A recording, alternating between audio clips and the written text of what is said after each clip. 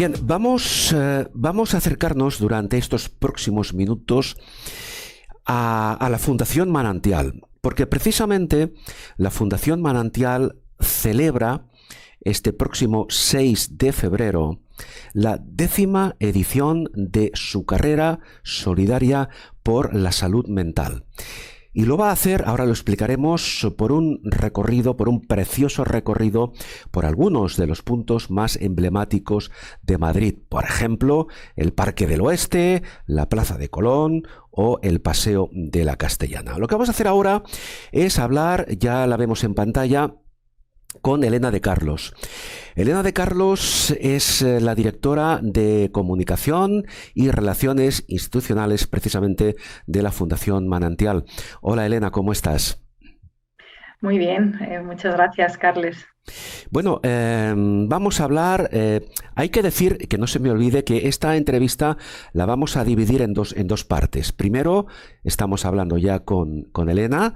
Elena nos va a explicar qué es la Fundación Manantial, cómo trabajan, cómo funcionan, cuál es su filosofía, y después hablaremos con una persona que contactó con vosotros precisamente, me decías el otro día, Elena, hace algún tiempo, y que además de ser un testimonio real de cómo afrontar un problema de salud mental, también esta persona, hablamos de David, ¿verdad, Elena? David nos explicará yo diría que una metodología que él ha puesto en marcha para ayudarse a él mismo y para ayudar a las personas que tienen un diagnóstico de salud mental a superar precisamente esta problemática. Pero vamos a centrarnos ahora, Elena, antes de hablar de la carrera, de esta 10ª carrera por la salud mental, vamos a hablar de la fundación. ¿Qué es la Fundación Manantial? Bueno, la Fundación Manantial es una entidad sin ánimo de lucro. Llevamos trabajando ya más de 25 años y nuestro objetivo fundamental es intentar que las personas con problemas graves de salud mental accedan a la mejor atención sociosanitaria posible. Nosotros en la Fundación Manantial trabajamos con cerca de 3.000 personas al año en los distintos programas, centros y servicios que desarrollamos, ¿no? Fundamentalmente son 4, ¿no? Intentamos facilitar la atención social que necesitan estas personas. También les ofrecemos un servicio de apoyo a la capacidad jurídica para aquellas personas más vulnerables, que tienen más dificultades en su día a día. Sí. Hacemos una cosa que para nosotros es absolutamente fundamental, que es generar empleo a través del Centro Especial de Empleo Manantial Integra, y trabajamos también en el ámbito penitenciario para intentar evitar que las personas que cometen un acto delictivo, que es un porcentaje muy pequeño, no acaben en centros penitenciarios, sino en dispositivos ajustados a su patología, ¿no? Claro. Eso es en grandes líneas lo que hacemos Sí. en Fundación Manantial. Esta es a grandes líneas vuestra labor, pero si te parece vamos a dar algunos apuntes algo más concretos. Por ejemplo, el tema de la atención social. ¿Cómo trabajáis esta cuestión desde la Fundación? Bueno, vamos a ver, las personas que tienen problemas graves de salud mental, como es el caso de la psicosis, que interfiere en muchas personas en su funcionamiento habitual, necesitan no solamente una respuesta sanitaria, sino que necesitan una respuesta social, ¿no? Dentro del tratamiento, como si dijéramos, hay una parte que lo llevan desde los centros de salud mental, desde sanidad, pero hay otra parte que tiene que ver con la inclusión social, con la autonomía y con la recuperación de habilidades que les permita estar y funcionar en la comunidad, en el barrio, como ciudadanos de pleno derecho. Entonces, ahí es donde entramos nosotros, ¿no? Entonces, la atención social la facilitamos a través de centros de rehabilitación, centros de atención social que pertenecen a la red pública de la Comunidad de Madrid, precisamente Sí. la Consejería de Familia, y nosotros lo que hacemos es gestionar un 25% de estos centros de esta red, ¿no? Sí. Elena, en general la situación de las personas que viven con un diagnóstico de salud mental sigue siendo un tema que está estigmatizado? Sí, absolutamente. O sea, la persona que tiene un diagnóstico, en este caso, como es cualquier tipo de psicosis, una esquizofrenia, un trastorno bipolar, un trastorno grave de personalidad, no solamente tiene que sufrir de alguna manera el impacto que genera el problema de salud mental Sí, y luchar, ¿no?, como cualquier otra persona que tiene algún problema de salud, sino que además tiene que afrontar el rechazo, la exclusión y la discriminación de la sociedad, ¿no?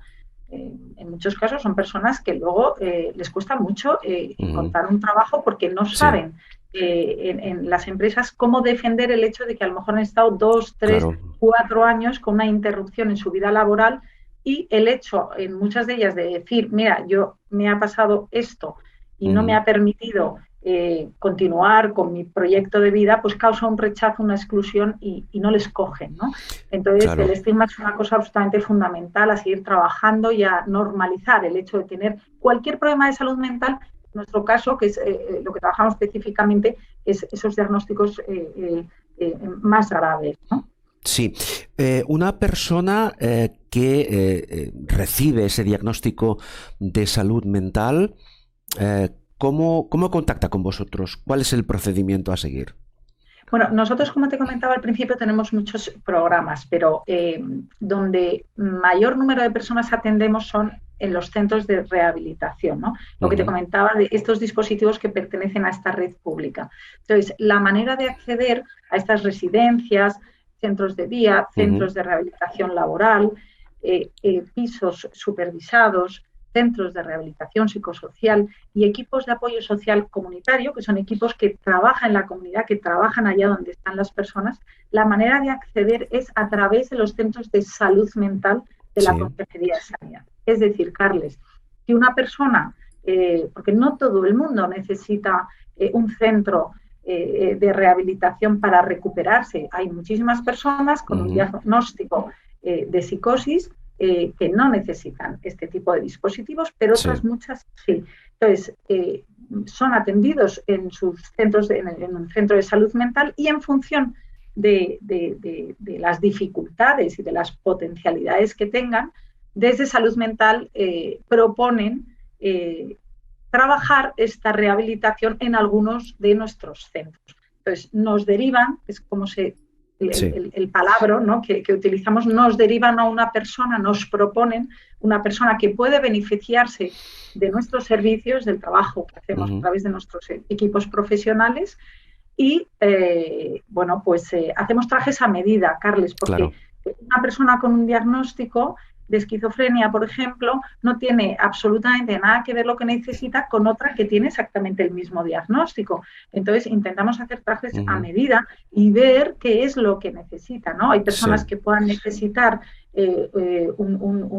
una ayuda en la estructuración del día a día, incluso un soporte residencial, y ujú, hay otras personas que lo único claro. que necesitan es prepararse para salir al empleo. Sí. Elena, un tema muy importante que tú antes acabas de mencionar, hemos hablado del estigma, que sigue existiendo, lamentablemente, pero este factor entiendo que afecta especialmente, insisto, tú lo apuntabas antes, en el tema del empleo. Es decir, muchas empresas, por suerte no todas, pero muchas empresas se muestran todavía reticentes, ¿verdad?, a contratar a una persona de la cual tienen conocimiento de un diagnóstico de salud mental. ¿Por qué crees que todavía existe a nivel empresarial esa dificultad? ¿Qué factores influyen en esta cuestión? Que, insisto, es muy importante porque un factor, y tú lo sabes mejor que nadie, muy importante para conseguir la reinserción de una persona con un trastorno de salud mental es precisamente el ámbito laboral. Claro, yo creo que en el fondo, Carles, el ámbito laboral reproduce el contexto social, ese rechazo, ese miedo, esa discriminación. Yo creo que, por un lado, hay un desconocimiento y también nuestra responsabilidad es informar, sensibilizar acercar lo que hacemos a las empresas y a la sociedad precisamente para que tengan más información, para que conozcan, ¿no? ¿Qué es esto?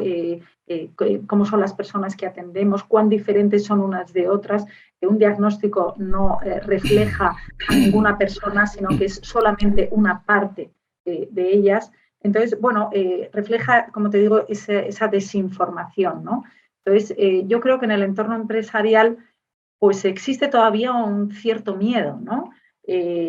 Porque consideran que son personas que pueden ser imprevisibles, que hay que controlarlas, que pueden de un día para otro estallar o tener una descompensación y entonces tienen miedo, Sí. ¿no?, a que eso ocurra en el contexto laboral. Nosotros lo que cuando trabajamos con el tejido empresarial, para facilitar a la gente que acceda a puestos de trabajo en empresas normalizadas, intentamos informarles, ¿no?, de en qué consiste tener un problema de salud mental, qué tratamientos hay a día de hoy accesibles y cómo una persona que tenga un tratamiento integral, y con tratamiento no me refiero solo a que si se toma o no se toma la medicación, ¿no?, que muchas veces dicen, pero se toma la medicación. Entonces decimos, Claro. mira, el tratamiento no es solo la medicación, la medicación es una parte, para muchísimas personas importantísima, para Sí, otras quizá no tiene tanto peso, pero el tratamiento es mucho más, ¿no? Es claro. un seguimiento psiquiátrico, es un seguimiento también por parte de nuestros equipos de psicólogos, de trabajadores sociales, de terapeutas ocupacionales. Ujú. Entonces, no son personas imprevisibles, puesto que son personas Sí, que tienen ese apoyo profesional que les permite llevar una vida normal, y también ese seguimiento médico, sin sí. duda, que cuando hay un empeoramiento de su problema de salud, tiene a su disposición ese equipo Ujú. que le ayuda, ¿no?, en un momento determinado a darle respuesta en lo que necesite, ¿no? Sí, en este sentido, ya que hablamos del tema laboral de las personas con un diagnóstico de salud mental, pregunto, para generar conocimiento, ¿las empresas reciben algún tipo de ayuda o alguna facilidad para contratar a una persona con un Sí, diagnóstico de este tipo? bueno, por cualquier tipo de discapacidad. Es decir, por un lado, las empresas están obligadas por ley. La Ley General de Discapacidad, a Ujú. partir de un número determinado en las plantillas de las empresas, exige un porcentaje determinado de contrataciones, de contratos a personas con cualquier tipo de discapacidad. Con lo cual, la empresa lo que tiene es que favorecer la inclusión de las personas que tienen esta diversidad funcional, ¿no? En nuestro caso, tienen discapacidad Ujú. producida por un problema de salud mental y, por supuesto, o sea, aparte de la obligatoriedad, tienen una serie de beneficios fiscales que les resulta muy Claro. beneficioso este tipo de contratación. Entiendo. El tema me parece muy importante también comentar, hemos hablado de la atención social, hemos hablado del empleo. Claro, reinserción desde el ámbito penitenciario. Hay muchas personas, o algunas de ellas, con un problema, con un trastorno de salud mental, que dentro de ese estigma al que antes nos referíamos, se asocia pues con la violencia, con actitudes violentas, con delincuencia, con personas poco confiables. Algunas de ellas, lamentablemente, pues han tenido que cumplir pues algún tipo de condena, ¿no? ¿Qué pasa con estas personas cuando intentan reinsertarse? Bueno, lo primero, me gusta insistir mucho, aunque ya lo he comentado al principio, que el porcentaje es muy pequeño. Es Sí, decir, el porcentaje es menor que la población general. Es claro. decir, que nosotros tendríamos mayor posibilidad, mayor probabilidad de cometer un acto delictivo Ujú. o un acto que implique violencia y Sí, agresividad sí, que sí, una sí. persona Sí, pero con... fíjate, perdón, pero fíjate que la Sí, percepción sí. social es otra. Exacto, porque lo que ocurre es que es cierto, hay un porcentaje pequeño de personas que yo te diría casi el 100% de ellas, Ujú. ausencia de tratamiento, de seguimiento, eh, tienen algún tipo de descompensación, de brote, que les hace descontrolarse en ese momento y hacerse daño o bien a ellos mismos, en la mayoría de las ocasiones, o bien a su entorno. Entonces, cuando ocurre esto, ¿qué pasa? Que lo reflejan los medios de comunicación.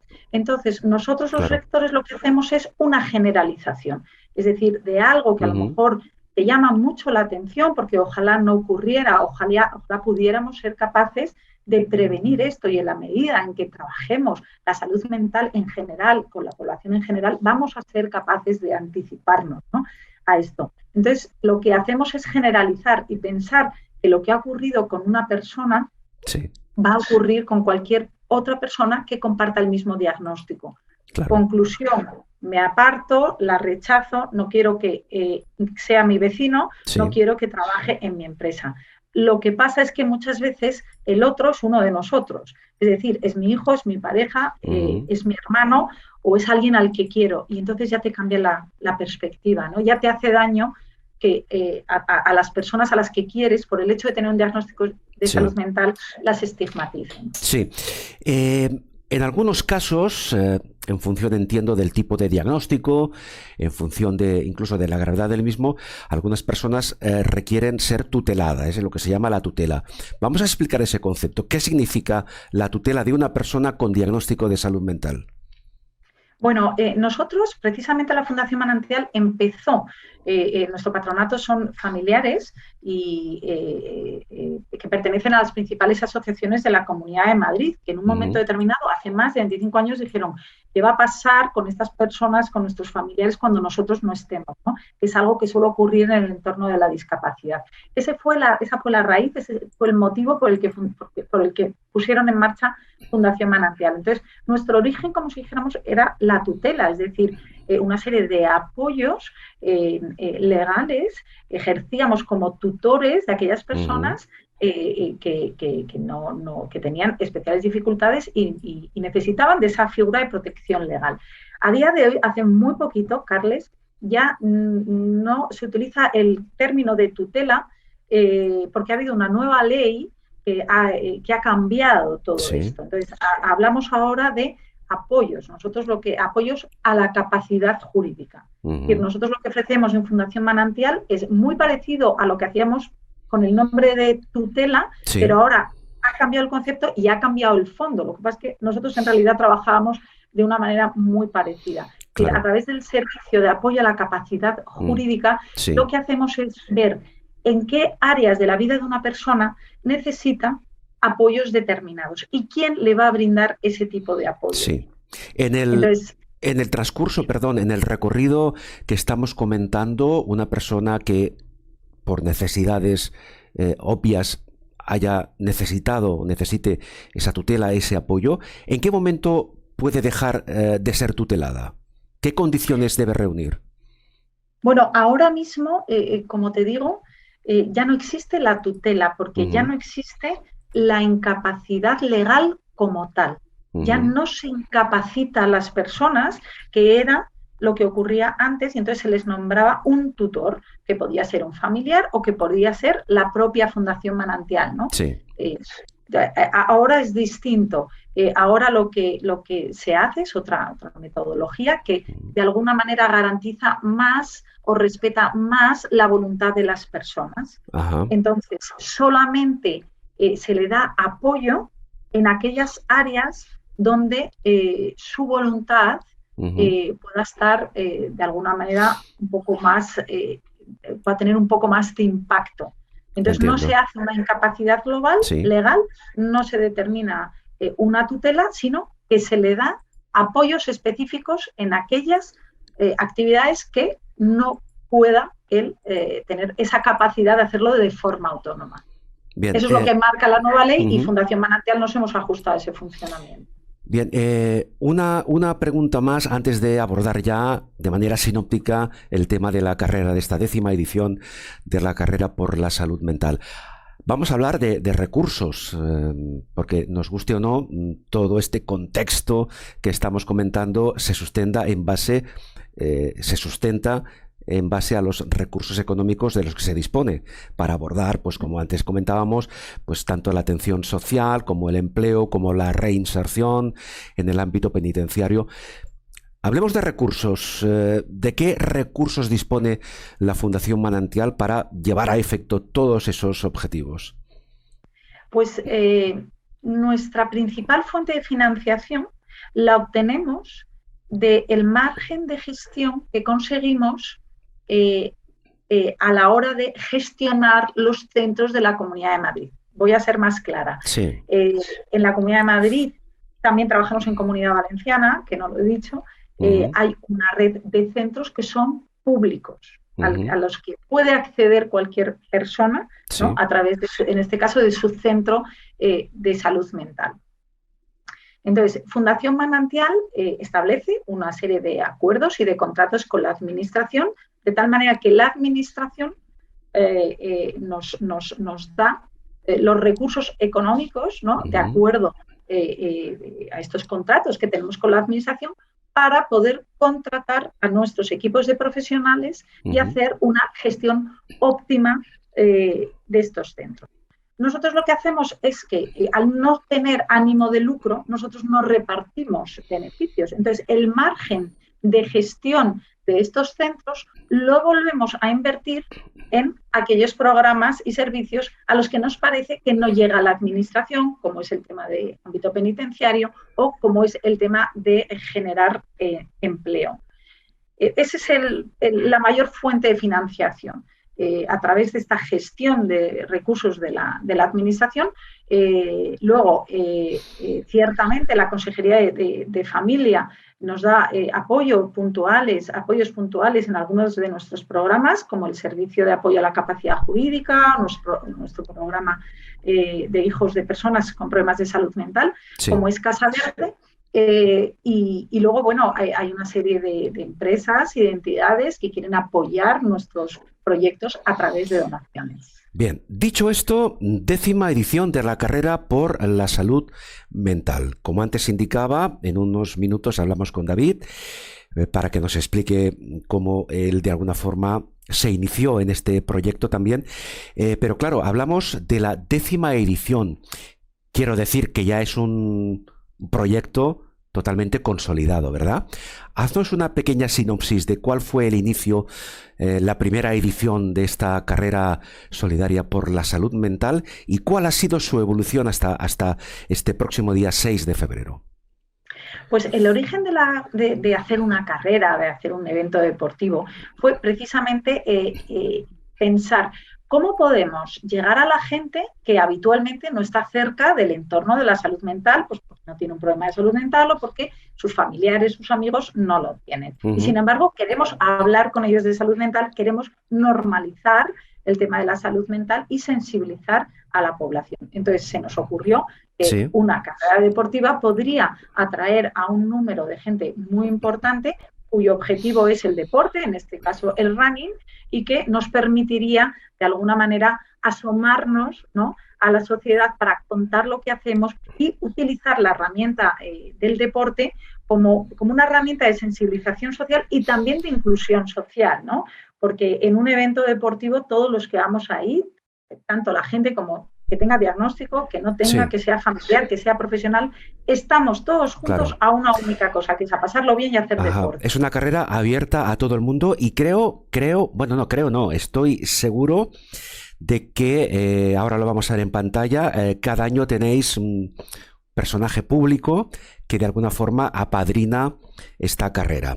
Estamos viendo aquí a Eduardo Noriega, ¿verdad? Eso es.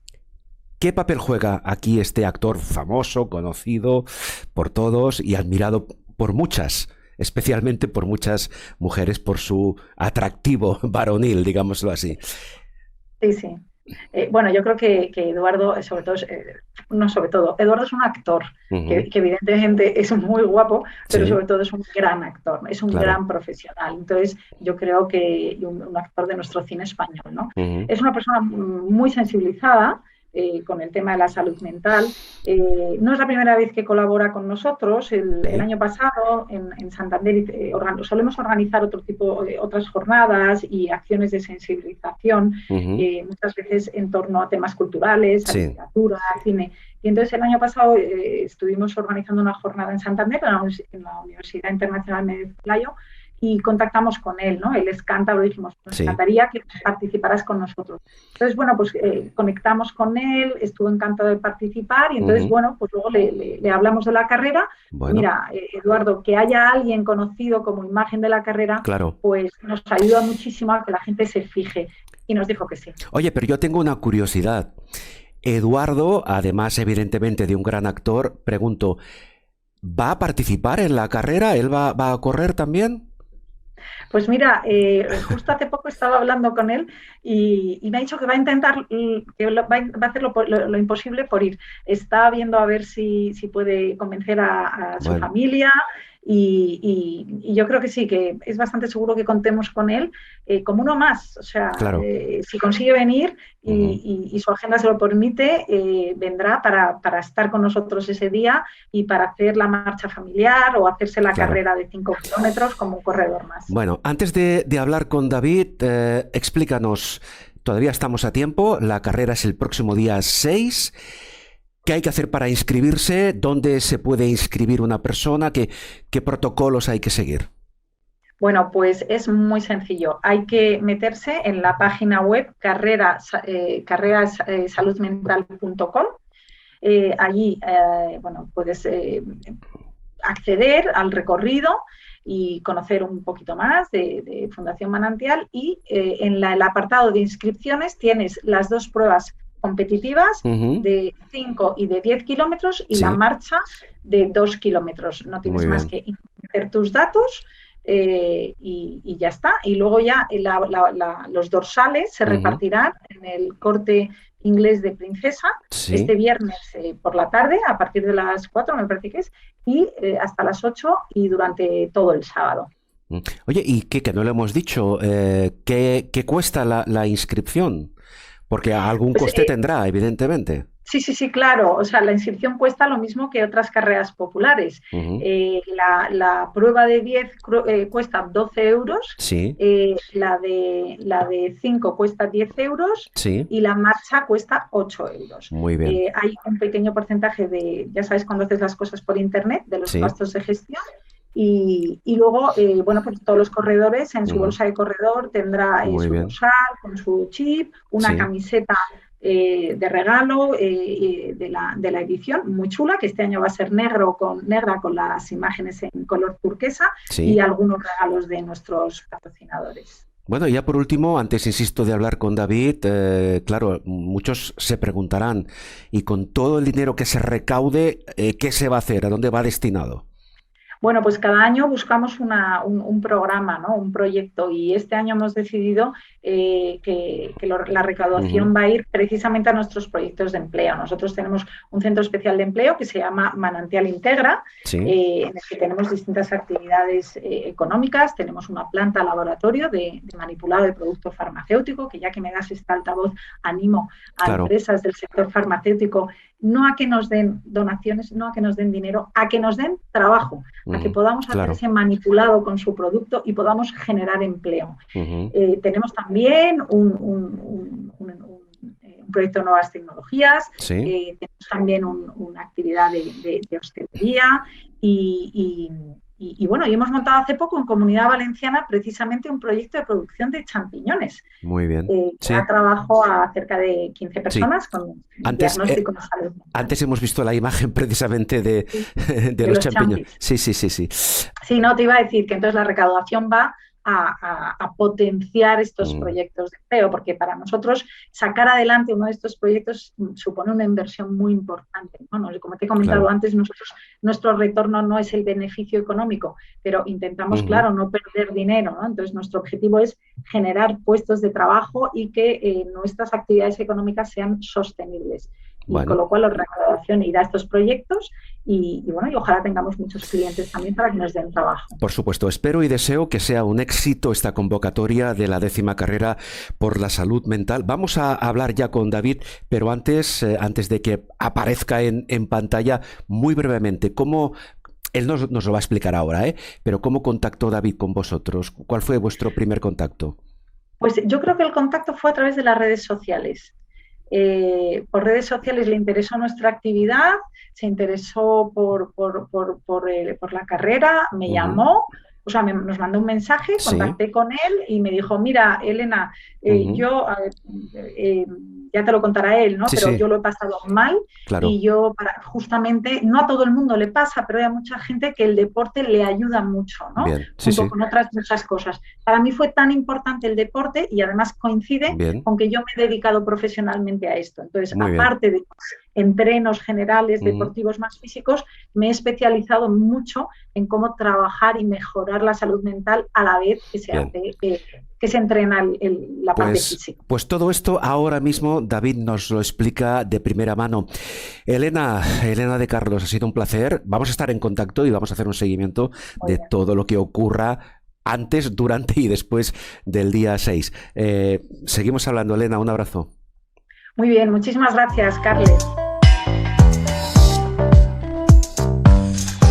Bien, efectivamente, hace justo apenas unos segundos, Elena ya nos hablaba de David, a quien tenemos ya en pantalla. David Morales Barco. David, ¿cómo estás?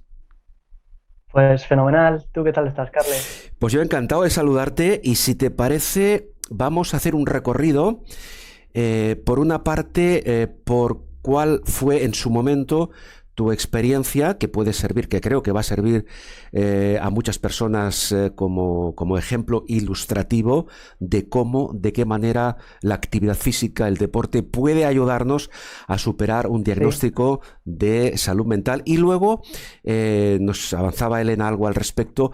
Luego, esta filosofía, digámoslo así, que tú has creado para en principio, ayudarte a ti mismo y luego nos lo explicas, ayudar a los demás, a las personas que pueden sufrir algún trastorno, algún tipo de trastorno de salud mental, a superarlo precisamente mediante el ejercicio, mediante la actividad física.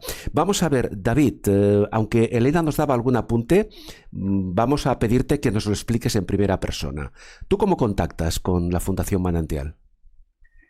pues la Fundación Manantial la conozco después de estar en el podcast de Entiende tu mente, conozco a Molo Cebrián y en uno de sus podcasts habla de la Fundación Manantial, entonces yo me intereso porque me gusta lo que cuentan sobre ella y la googleo porque no la conocía y eso que estaba aquí en Madrid, donde yo vivo, me gusta mucho lo que veo en la página web y entonces yo decido contactar, llamarles para ver si Sí, podríamos colaborar de alguna forma y así es como conozco a Elena. Y ahora, bueno, claro. ahora lo que va a venir la carrera por la salud mental que están Sí. organizando, pues tengo unas ganas de estar allí. Ahora lo comentaremos, pero dime una cosa, David. ¿Tú cuando contactas con la fundación fue antes o después de sufrir este problema que ahora nos vas a explicar? Bueno, es mucho después. Mucho después. Sí, pasan años. Yo este problema de salud mental lo tuve hace ya 14 años. Ajá. Y a posteriores, cuando descubres la fundación, descubres todo lo que ellos hacen y te pones Sí, en marcha, ¿verdad?, para claro. compartir ese proyecto que ahora nos vas a explicar. David, como yo decía antes, tu experiencia, tu ejemplo puede ser útil para muchas personas que nos escuchan. Cuéntanos, ¿qué es lo que te ocurrió? ¿Cómo sufriste ese trastorno de salud mental?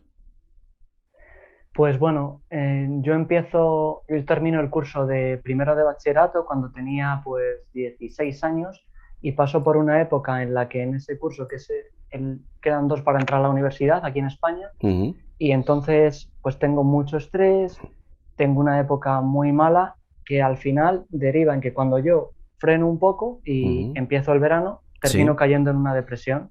sí, Y entonces, pues en ese momento me quedo muy bloqueado porque pues, una depresión te deja sin energía, sin ganas de ver a tus amigos, a pesar de que mis amigos me apoyaron un montón y mi familia, te quedas sin ganas de hacer nada, no te ves con fuerzas.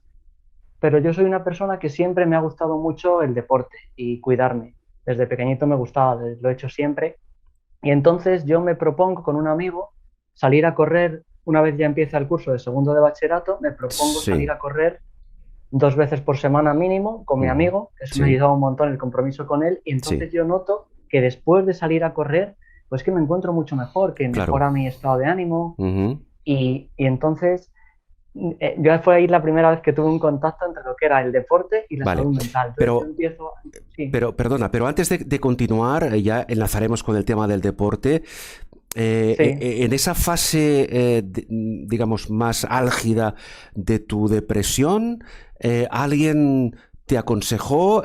¿Tuviste necesidad, por ejemplo, de recibir tratamiento de algún profesional? ¿Recurriste a sí. alguna persona? ¿Qué recuerdas de esa fase?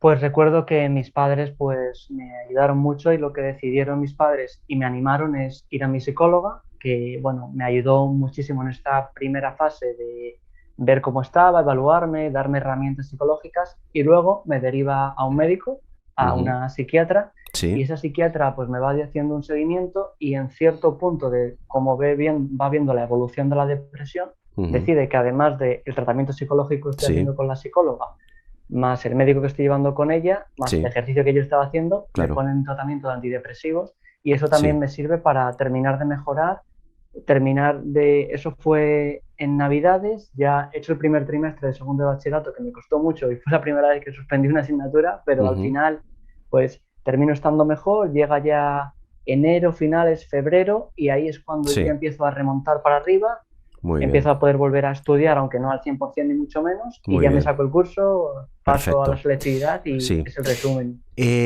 Con Elena hablábamos antes del llamado estigma a nivel social, ¿verdad? Sí, Cuando una persona sufre un trastorno de salud mental, en tu caso, por ejemplo, una depresión, ¿tú recuerdas, no sé, tus amigos, tus amigas, cómo te trataban, si intentaban no establecer demasiado contacto contigo? ¿Tu entorno cómo reaccionó en ese momento? pues mi entorno tuve muchísima suerte, porque mi entorno, tanto mi familia como mis amigos, me ayudaron muchísimo. No me sentí pues para nada estigmatizado. Quizás sí un poco, Carles, en el tema de que al tomar los antidepresivos, a mí Ujú. esos antidepresivos que yo tomé me provocaron tener un poquito más de hambre y cogí peso. Entonces Ajá. sí que yo siempre soy una persona muy atlética y he estado en forma, entonces el coger ese peso sí que quizá pues algún amigo le extrañaba y pues alguna broma, pero cosas al final de adolescentes, pero por Ujú. el tema de la salud mental o la Sí. depresión, vamos, cero quejas y fue todo apoyos. Claro, por suerte, y me alegro muchísimo de Por que fuese suerte. así. ¿En qué momento te dan el alta? ¿En qué momento te dicen, David, olvídate de la depresión porque tú ya estás en forma para continuar con tu vida de estudiante y para continuar con el deporte del que ahora hablaremos? Pues en qué momento, eso sería supongo cuando dejé de tomar los antidepresivos, que probablemente, bueno, no recuerdo, fue hace tanto, pero Claro. probablemente fuera al empezar el verano o Bien. quizá un poco más tarde, cuando ya vio mi psiquiatra en ese momento que Ujú. estaba estable, que ya no Sí, los necesitaba, me los sí, sí. retiró y ese fue el momento. Ya Claro. tuve, pues empecé el verano y ya Mm. luego empecé la universidad. Oye, David, ¿y tú has conocido a otras personas que en su momento tuvieron también problemas depresivos, que estaban también en tratamiento? ¿Qué relación tuviste con esas personas? Supongo que serían jóvenes de tu edad aproximadamente.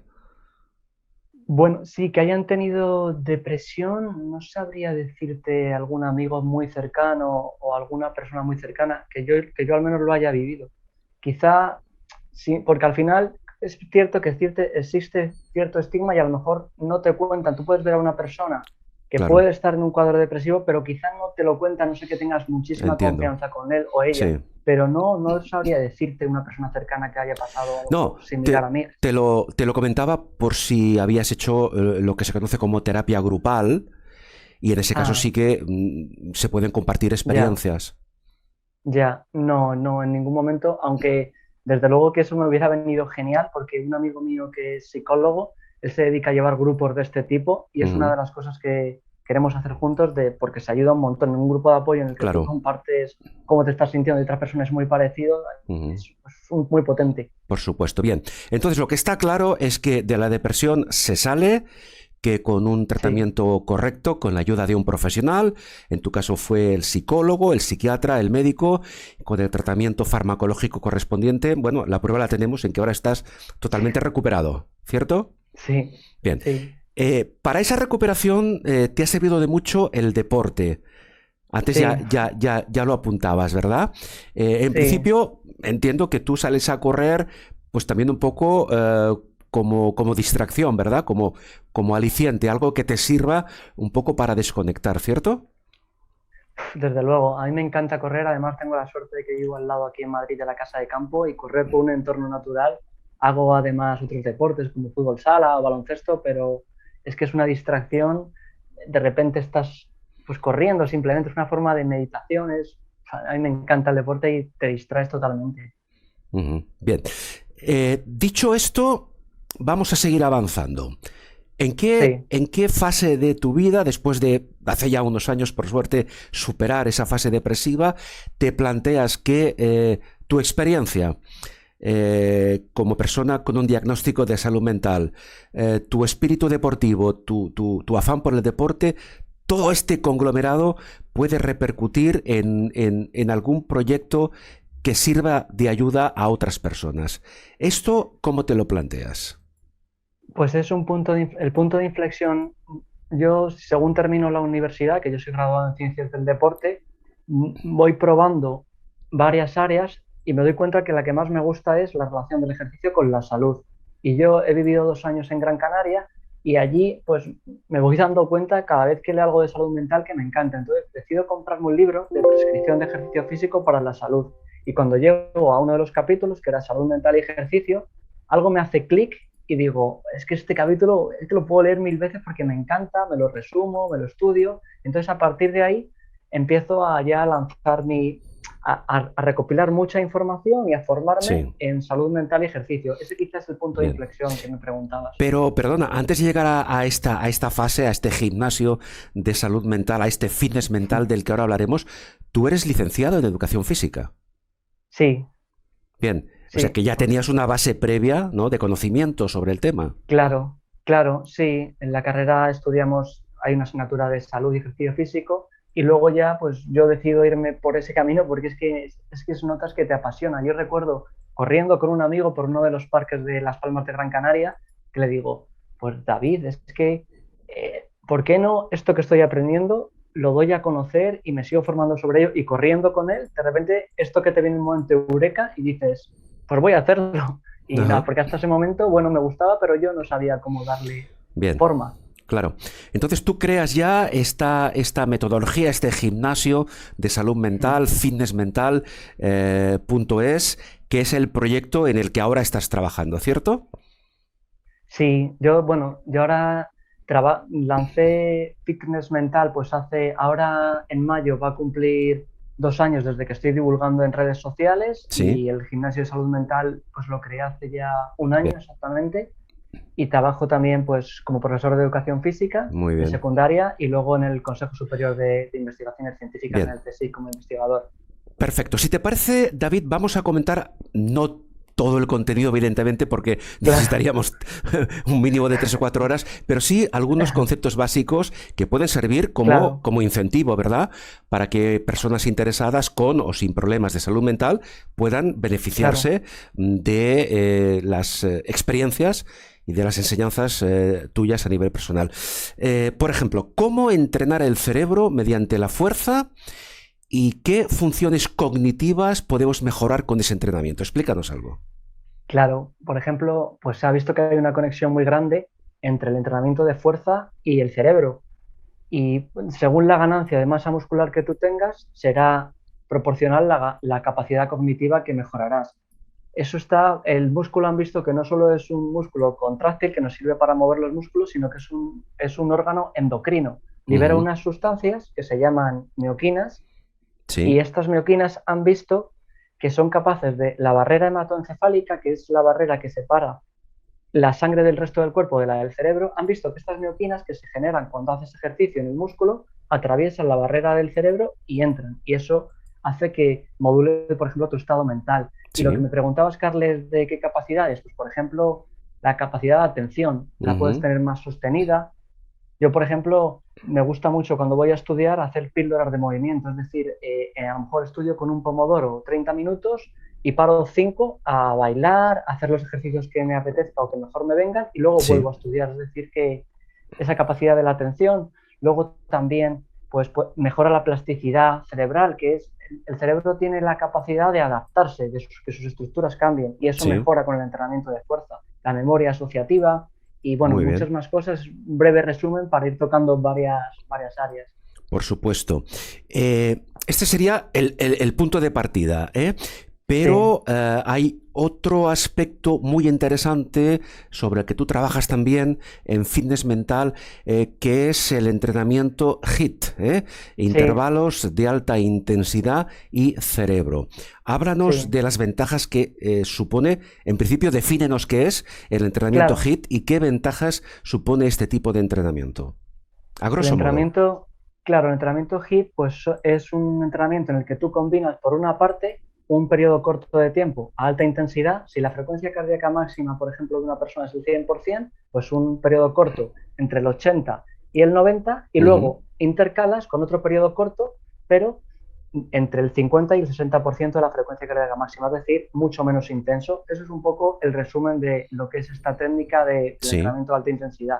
Sí. Y bueno, lo que han visto del HIIT, que es lo más interesante bajo mi punto de vista, es que con menos tiempo de entrenamiento, la producción de un fertilizante cerebral, que es el factor BDNF, que es, digamos, es un fertilizante cerebral que sirve, digamos, de alimento a las neuronas, diciéndolo un poco para entendernos todos bien. Sí. Y han visto que haciendo el HIIT se produce en menos tiempo más BDNF que, por ejemplo, con el entrenamiento tradicional de resistencia aeróbica, como pueda ser pues, salir a caminar, salir a correr. Muy bien. Y lo que pasa con este tipo de entrenamiento es que, depende de la condición física que tengas, pues yo recomiendo empezar por uno por semana, no hacer muchos porque son muy intensos.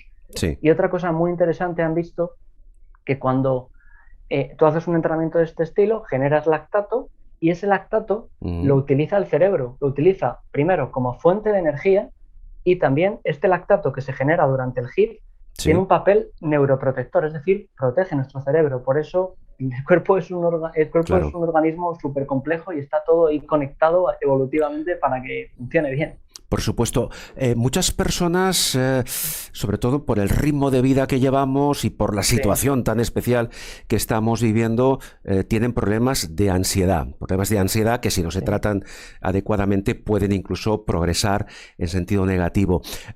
Tienes otra, en fitness mental tienes otra opción, que es el HIIT de fuerza, que se utiliza para reducir precisamente la ansiedad. ¿Cómo funciona este HIIT de fuerza?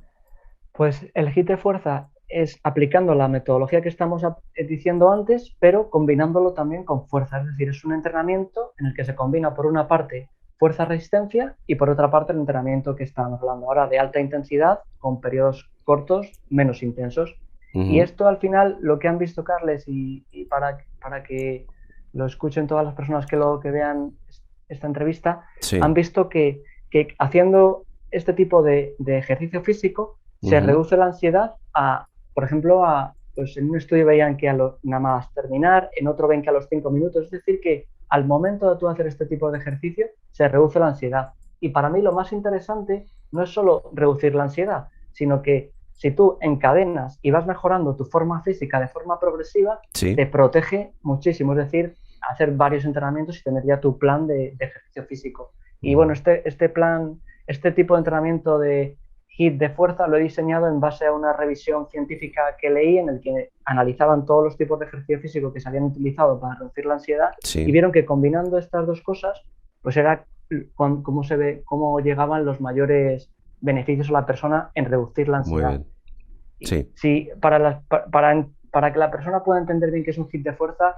lo puede ver en mi perfil de Instagram, porque explicarlo tendría que mostraros. Claro, no, evidentemente. Muy largo, pero ahí sí que se puede ver muy claro cómo es en una imagen. Está claro, se trata de que con esta intervención tengamos una ligera idea, ¿verdad?, de todo el contenido que luego podemos profundizar en fitness mental. Por ejemplo, en cuanto, fíjate que hay una cosa que es muy interesante, bueno, todo es interesante lo que está David explicando, pero es curioso, cuando el movimiento genera energía, el movimiento es salud, pero parece ser, David, que tú demuestras que aprendemos mejor cuando nos movemos, cuando estamos en movimiento. ¿Qué relación existe entre movimiento y aprendizaje? Que es otro de los elementos que tú incluyes en fitness mental. Claro, como hablábamos antes, Carles, por ejemplo, yo cuando estudio, pues estudio 30 minutos, luego me muevo 5 minutos y luego vuelvo a estudiar, porque eso hace que la concentración sea más alta que si no me moviese. O, por ejemplo, lo que he hecho hoy, que es un ejemplo muy claro. Cuando volvía por la casa de campo de dar un paseo con mi mujer, venía repasando todo lo que íbamos a hablar en la entrevista y yo iba caminando. Es una forma, si no puedes hacerlo en un entorno natural, en tu casa, Sí. cogerte un libro o un móvil, y es otra forma de aprender utilizando el movimiento, porque se aprende mejor. Otra forma de hacerlo, pues puede ser, por ejemplo, grabándote un podcast o un audio y luego caminando en la naturaleza. Y esto, ¿por qué hay esta conexión tan grande entre aprender y moverte? Es porque evolutivamente antes, ahora mismo, pues puedes hacer la compra dando un clic, pero esto no ha sido así durante la mayor parte de nuestra evolución. Entonces, antes, tomar una decisión, por ejemplo, si yo tomaba la decisión hace 150.000 años o 200.000, Sí. tomaba una decisión de irme a cazar, tenía que ejecutar, es decir, todas las decisiones implicaban después movimiento. Por eso nuestro cerebro evolucionó en ese entorno y está diseñado para eso. Es un poco el resumen de por qué Claro. evolutivamente aprendemos mejor con el movimiento. Bien, pues está claro. Hay que moverse, hay que estar siempre en movimiento. Hablas también, David, Sí, de las llamadas fortalezas trascendentales. ¿Cómo podemos, primero, qué son las sí. fortalezas trascendentales y cómo podemos entrenarlas? Pues las fortalezas trascendentales son 5. Por una parte está la gratitud, por otra está el humor, la esperanza, la espiritualidad y la apreciación de la belleza y la excelencia. Entonces, son fortalezas que tienen los seres humanos, hay muchas y las trascendentales son esas 5. Vamos a centrarnos, por ejemplo, en una porque cada una se Ujú. puede entrenar de una manera. Por ejemplo, la Sí. gratitud, el ser agradecido, han visto que las personas que practican la gratitud son más felices y tienen mejor salud mental. Y, por ejemplo, pues, Ujú. ¿cómo se practica en mi gimnasio de salud mental? A través del diario de gratitud, o cómo lo hago Sí. yo. Yo, por ejemplo, muchas de mañanas, lo hago 3 veces por semana mínimo, yo escribo en mi journaling, en mi diario, escribo, pues, por qué estoy agradecido del día anterior. Lo escribo con la mano porque hay conexión entre el cerebro y la mano, y entonces, Claro. pues escribo, oye, por ejemplo, estoy agradecido a que me hayas invitado a estar aquí, a las Ujú. personas que lo vean, a las Claro. clases que he dado a mis alumnos por haber estado atentos y haber querido aprender. Y eso es una forma de mejorar, porque tú cuando eres agradecido, pues estás más feliz. Y eso lo mismo con el humor, lo mismo con la apreciación de la belleza y la excelencia, que esta es un poco más quizá compleja, y es Sí. pues apreciar, por ejemplo, llevándolo al deporte, apreciar el movimiento, la final que hubo el otro día del Grand Slam, apreciar cómo Sí. jugaban los dos, porque era increíble. Sí, O sí. la excelencia, el pedazo de deportista que es Rafa Nadal, apreciar esa excelencia, eso también te hace ser más feliz y tener mejor salud mental. Bueno, perfectamente. Vamos a cerrar esta visión un poco sobre la marcha de lo que representa el fitness mental, hablando de otro concepto muy interesante, que es la meditación. Está Sí, claro, y esto no es nada nuevo, David, que la sí. meditación y la salud mental son dos conceptos que traen una conexión implícita entre ambos. Pero desde el punto de vista de fitness mental, ¿qué beneficios trae la meditación para nuestro cerebro, para nuestra mente? Bueno, lo primero, que nos ayuda a lidiar con el estrés. Luego, lo segundo, a mí me sirve, en las épocas que estoy con mucho trabajo, con más carga de trabajo, me sirve mucho para dormir. Yo hago una meditación guiada para dormir que me sirve, vamos, me duermo al momento. Ya es un poco también, será placebo un poco, pero es que me duermo Ujú. al momento. Luego, nos sirve para dormir mejor la meditación, nos sirve, como decíamos, para lidiar con el estrés, nos sirve para esos pensamientos repetitivos y rumiantes que tenerlos mucho menos. Ujú. Tiene muchísimos beneficios. Luego, pues, por ejemplo, también sirve para tener una mejor autoestima, que eso Sí, a mí cuando lo leí dije, vale, pasa, pero me chocó, porque es que es increíble, claro, cuando tú meditas y te focalizas en lo que te gusta de ti, en lo positivo, pues te hace mejorar la autoestima. Y claro. muchísimos más beneficios que podríamos estar aquí hablando mucho más tiempo de todo lo que Evidentemente. hay. Vamos a hablar estos últimos minutos de la carrera, de la 10ª carrera por Sí, la salud mental. joder, Pero antes, no quiero que me quede fuera de tiempo otro interrogante. ¿Qué es mejor? ¿Entrenar o qué es sí, más positivo o qué es más recomendable para nuestro cerebro? Hablamos sí, en base cerebral, ¿no? En base mental. Para nuestro sí. cerebro, ¿qué es mejor? ¿El entreno en el gimnasio, el entreno al aire libre? ¿Qué Sí, recomiendas tú?